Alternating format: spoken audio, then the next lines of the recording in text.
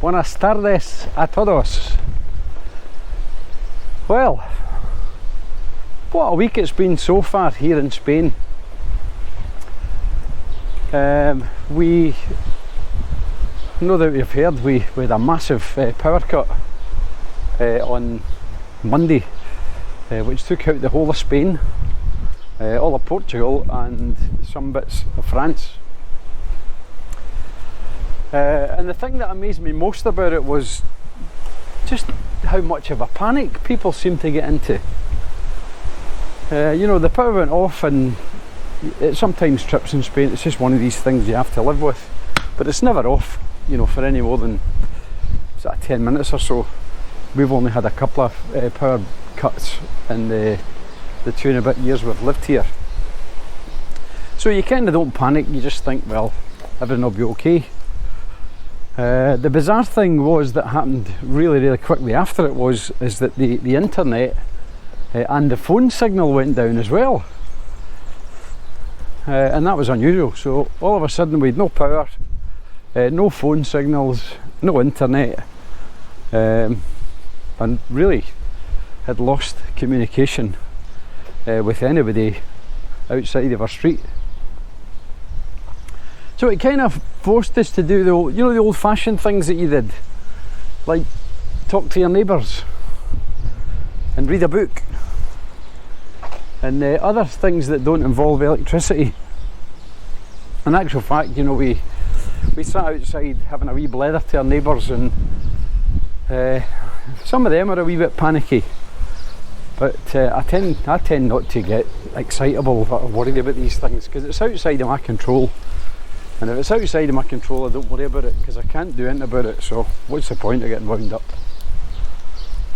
But anyway, you know, as the time started to pass, and it came near tea time, we'd now been without power for sort of three and a half, maybe 4 hours.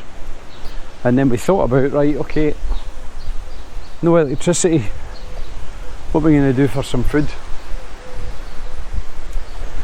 So, you've got to have a think outside the box in times like this if you want to survive. So that's exactly what we did. So I decided to try and rustle up a curry. Now luckily we had decided to leave chicken out for our tea later on that night. We had some basmati rice in the cupboards. We had some curry powder, onions and a couple of other spices so we could knock the curry up. Well, of course the problem is that everything's electric in Spain. There's very little gas, but we did have a gas barbecue. So given that I'd watched James Martin on his tour of Spain, managing to knock up some fantastic dishes on a little throwaway barbecue, one of those little, you know, light it, burn it and chuck it away barbecues, you know, the ones that are really good for the planet, those ones. But I thought, if he can rustle up fantastic meals on that, surely I can do something similar on our barbecue. Hopefully the wind noise is not too loud and that you're picking this up okay, because it's getting quite breezy here. Yeah, so on and went a pot of water for the rice. I mixed up the curry sauce, and we got some nice, Trisha got some nice onions and sweet potatoes and things that she fancied, because she didn't fancy a curry. Put them all in foil dishes, put the chicken on the barbie, put the pots on the gas, opened up a can of beer, and made a fantastic chicken curry for me with boiled rice, and Trisha had some chicken and rice with some veg at the side. So all in all, it was a fantastic wee dinner, washed down with a few cans of beer. So everything in the world was good. So we were still without the internet, still without any phone signal. It sort of was coming and going, but mainly going. But the interesting thing that happened, which, you know, it just amazes me, is that people started to panic buy. I'll give you a couple of examples. We had a guy walked past their house with 6 of the big 8-litre water containers in a pram, and we asked him, you know, what's going on, and he said, well, you know, we know electricity, the water could go off, and if the water goes off we'll be stuck, so I'm just stocking up with water just in case. And I thought, oh well, as that the panic buying started. I thought I'd nip out on my motorbike for a quick ride around just to see what was going on, and because all of the electricity had gone down, the shops were closing, because obviously they had no lights, they had no electrics to power their payment systems, and were relying solely on cash and doing things manually. Remember the good old days of cash? And that meant even one of the Chino shops had a big queue outside the door, and they were only letting so many people in at a time. And I got to thinking, what are they panic buying out of a Chino shop? And those of you that have seen these shops, you know the kind of stuff they sell. They're like a massive hardware store that sell everything under the sun, but very little, if any, food. So I thought, what are they panic buying in a Chino shop? Do you know what they were panic buying? Were you one of those people? Were you panic buying in a Chino shop in Los Alcázares on Monday? If you were, what were you buying? I'd be intrigued to know what you were buying, so please, if you were or if you know, let me know in the comments. So just as I'm walking along here, you'll see in the background that we're having a very grey, cloudy day today. There's no rain here as such, but I think there's been some rain further south. Certainly no rain here, but it looks like it could rain at any point, but I don't believe there's anything forecast. So it's one of those grey days today. It's certainly not as nice as it's been, but hey ho. So yeah, so anyway, I digress. I went out on my bike and had a ride down to Los Alcázares to see what was going on.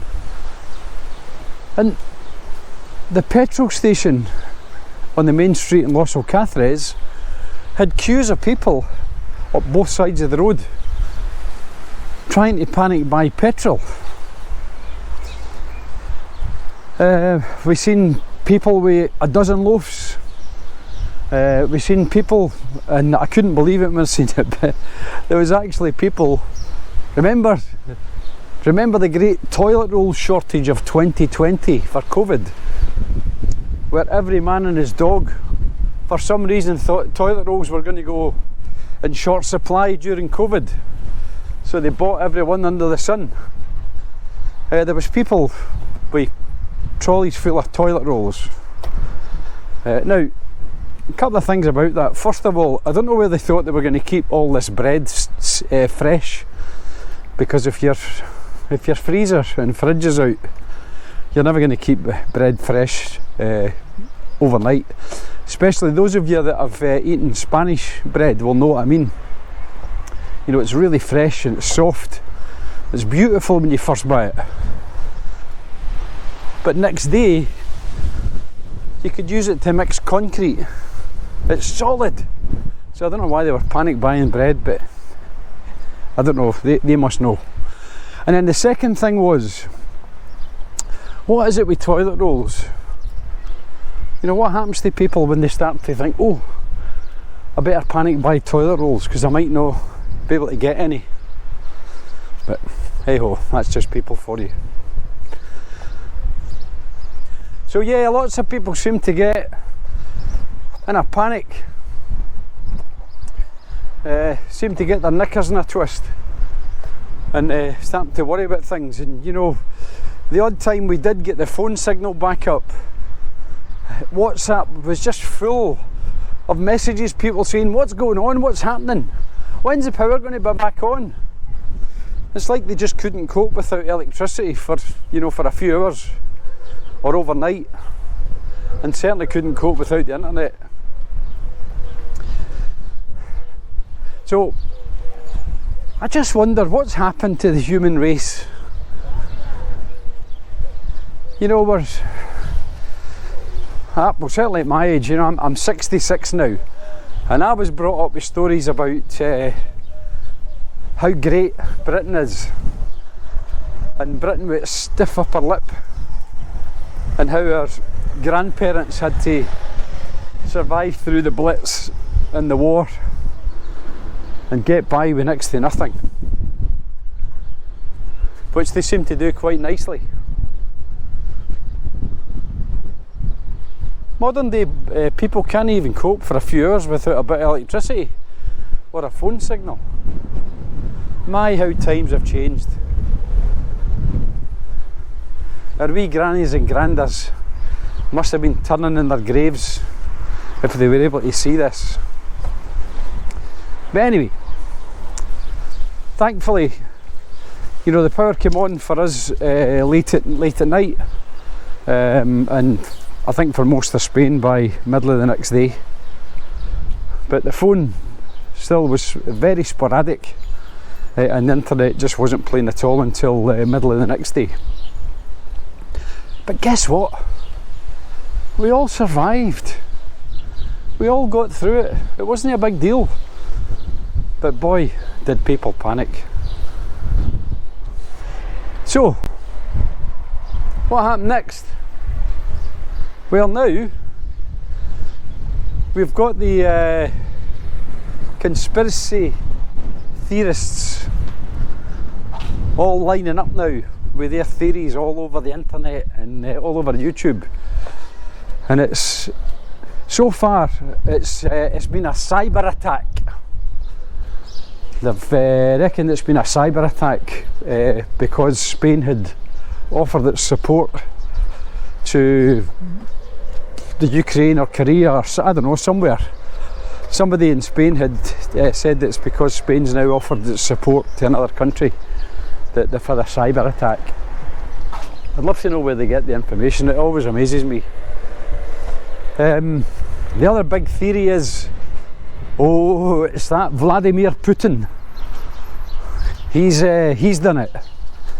He's managed to shut the power off in Spain and Portugal and bits of France.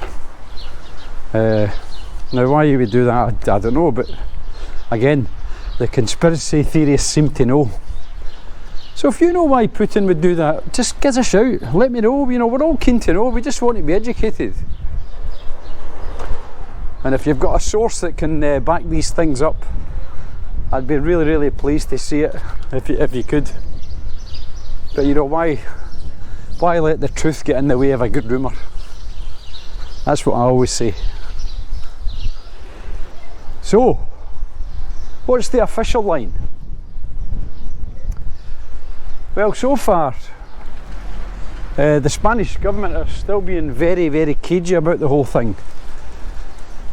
They say they're putting all resources into investigating what happened, what went wrong, so they can get to the bottom of it.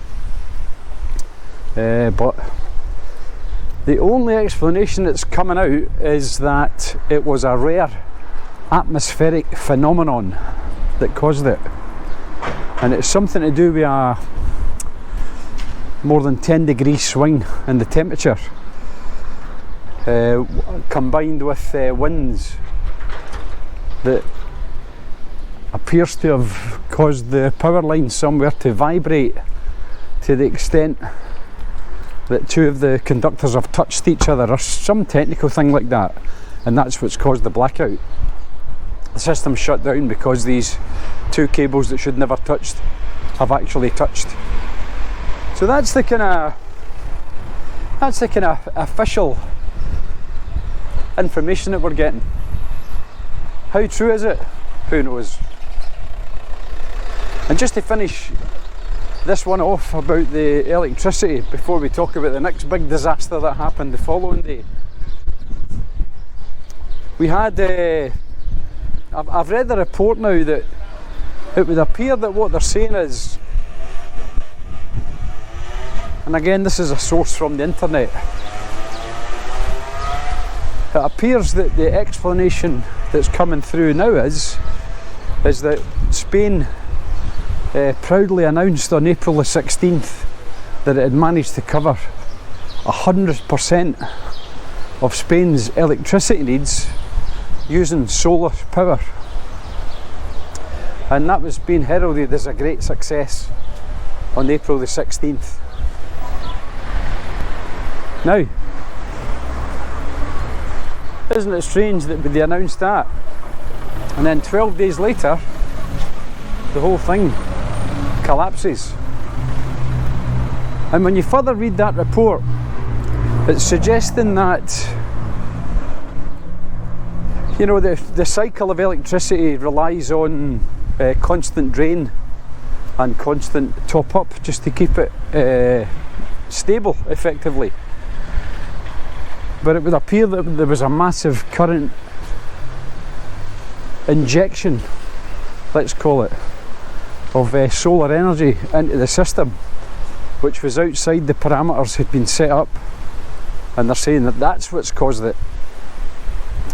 So it would appear that there is some technical explanation for it, and we haven't had it from official sources yet, but that one certainly sounds viable. But if you know about electricity, is that possible? Is it possible a massive surge of solar power being injected into the grid could cause a system somewhere to just say, oh no, I'm not letting you away with that, that's far too much, so I'll just shut everything down. So effectively the electricity system in Spain spat its dummy out because there was too much power coming from one source. That's what these experts are saying. But anyway, if you know, please enlighten us. We'd love to know. So what happened next? Well, if that wasn't enough, we were all just kind of getting over that, and you know, things were getting back to normal, and the power was restored, and the internet was coming back. And then early on the Tuesday, here in Los Alcázares, there was a major fire had broke out, and at first we could see the smoke sort of billowing up, and you know, now and again you see that and you think, oh, something's went on fire, and they'll put it out. But it was fairly obvious fairly quickly that the fire was spreading, because the cloud of smoke was getting really, really intense, getting higher and higher, and covering more and more area. And then we could see helicopters coming over the Mar Menor and scooping up water, and we could hear fire engine sirens all going towards it. Now, as it turned out, it was part of a sort of natural parklands down by the Mar Menor, in the area between Los Alcázares and there's a little beach club called Canita Beach Club further along the coast near the caravan park, and some of you might know where that is. But it's a beautiful walk along through the nature reserve, along a little wooden esplanade, and unfortunately a lot of that has been really, really badly damaged by fire. I think I heard somebody say something like 16, not acres, maybe hectares, so it's a huge piece of ground, and there's no doubt that there's been some wildlife affected with that as well. So that has turned into a major ecological disaster in this area. And I don't know about you, but that's going to take a long, long time to recover. It is a really, really nice place to just have a walk through or a cycle through. But you know, that amount of damage and that amount of area certainly puts losing our electricity or losing the internet and phone signal for a few hours into perspective. You know, that is something that is going to have a knock-on effect. We'll get over it, humans will get over it, but there'll be a lot of the wildlife and nature there that might never recover. So we just don't know. So anyway,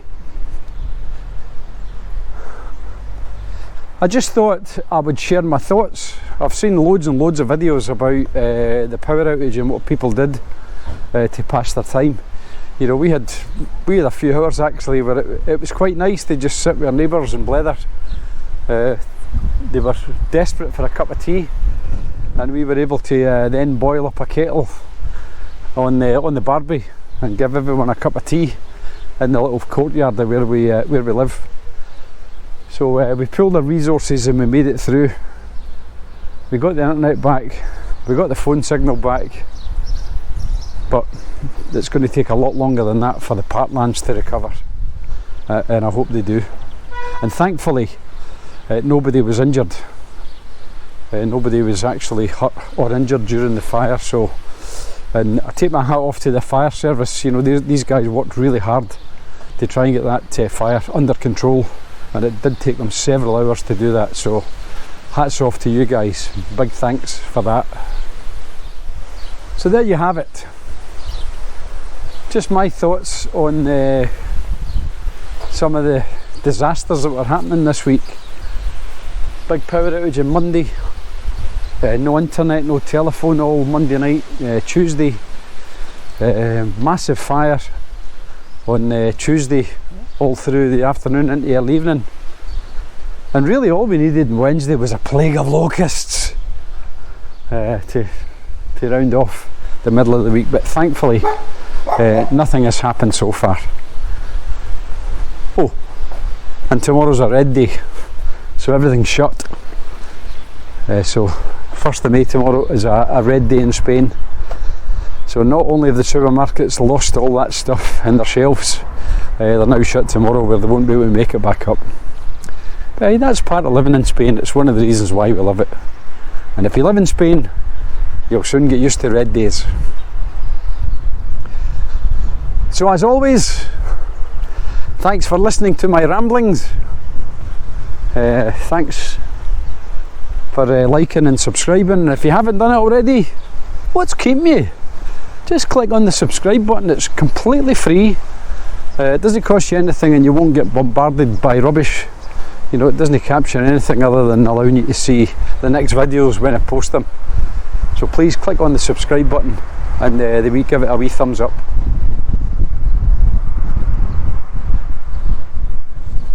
That's all I've got to say for this one. See you all in the next video. Hasta luego.